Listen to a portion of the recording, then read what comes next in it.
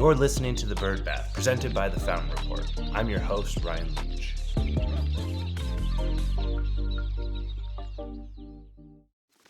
Welcome back to The Bird Bath. Each week, we scrape the surface of the news you need to know, so let's get into it. We've got some big news for Q1 from Chewy. Chewy just last week put out their Q1 report showing that net sales were $2.88 billion, up 3.1% from last year, and even greater than that, net income was just under $67 million, which was up $44 million for the same period. Their adjusted EBITDA was up, and CEO Sumit Singh said fiscal year 2024 is off to a solid start. We delivered strong net sales as well as record-breaking adjusted EBITDA in the first quarter. Chewy had some other really big announcements, and they announced that their board of directors has authorized a share repurchase program of up to $500 million. They've approved the purchase of Class A and or Class B common stock. A share repurchase, if you're not familiar with it, is an opportunity for the company to buy back shares that are out and exist in the market, thereby decreasing the pool of shares and ideally increasing the overall value of each one of those shares that are on the market. It's a big positive for the shareholders and is designed to overall increase the total share price of the company. The webcast that they put out also covered a great first quarter for them. They launched in Canada. They say everything is on track with where they want to be there, as well as opened 4 of their new Chewy veterinary clinics. They opened one in Florida, another one in Colorado, and they're opening 2 more in Atlanta this week. So very good news. Across the board, all good things were pointing up for Chewy. And the company MarketWatch even said Chewy stock is having its best day ever. So not a bad way to look at things there. If I could only give positive news, though, it would be great. But unfortunately, I'm now diving into what we need to really make our weekly session about what's going on in pet insurance. I joked last week that it was going to be a weekly session, but you know what? They keep coming out with news, and unfortunately, I'm not the one that gets to pick what happens in the world. I just bring you all the details. So, Nationwide is dropping insurance coverage for about 100,000 pets across the country. They're blaming inflation, the rising cost of veterinary care, and other factors that the company officials say are, in their words, threatening long-term viability and profitability of its pet insurance business. The company insures 1.2 million pets, and they've begun sending letters out to policyholders this spring and are going to continue doing that all the way into summer of 2025. It's a really difficult time across the board in the insurance landscape, not just on the pet insurance side of things. Auto insurance is up almost 23% in the past year. Homeowners are having to forego insurance because they either can't get it or the costs are too skyrocketed to even make sense. And now Nationwide's in a tough spot again.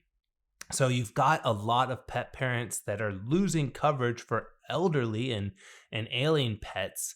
And because of the difficulty and some of the nuances of the pet insurance space, if they have those pre-existing conditions, they're going to have difficulty finding additional coverage. As we hit on last week, Trupanion came out and approved raising their overall policy premiums 29% in California.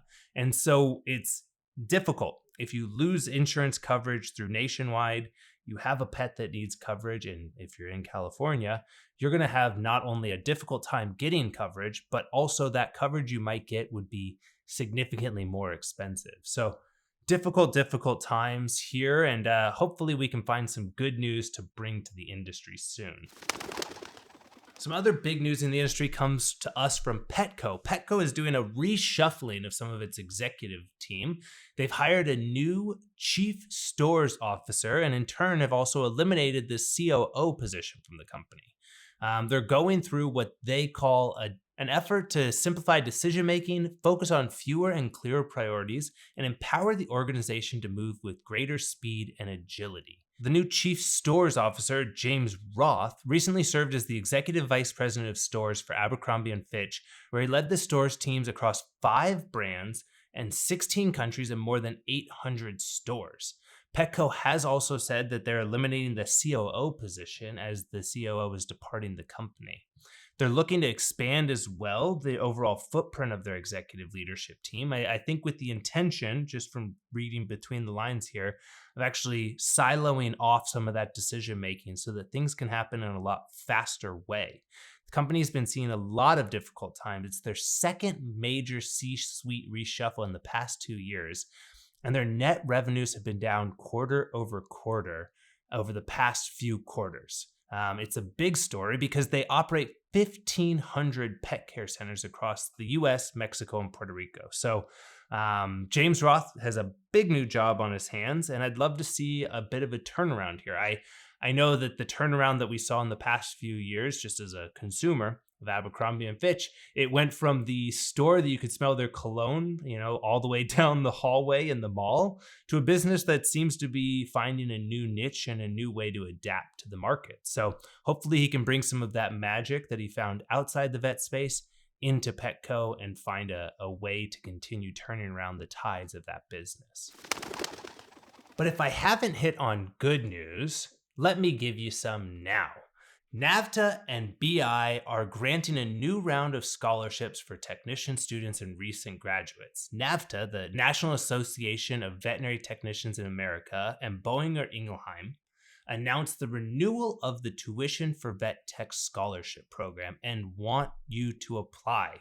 They established the program in 2022 because they saw, and we all continue to see, an increased need for credentialed veterinary technicians in the animal health profession. So if you are ready to get your hands dirty and do one of the toughest, if not the toughest job in veterinary medicine, scholarship applications are now being accepted. They're awarding up to 20 applicants for fall 2024. Both students and recent graduates are eligible. So even if you've gotten in there already and are doing these things, make sure to apply. BI is committed to fund the program through 2026. So thank you to BI for stepping up and doing something to get some more people into the vet industry. And thank you to NAVTA for guiding this and pushing this through. I'll make sure that I link the application in the show notes and make sure to share it with others, right? This is something cool, and it's an opportunity as we see the industry continue to grow and adapt, and title protection and all of these things that we see happening, that, becoming a certified veterinary technician is an incredible way to get into the industry that's continuing to grow with an entire world of a career available in front of you. So make sure to check the show notes for that. And for more on these and other stories, join us by subscribing to the Fountain Report. There's always a link in the bio, and don't miss out on any episodes by subscribing and rating the show. For the Bird Bath, I'm Ryan Leach. See you next week.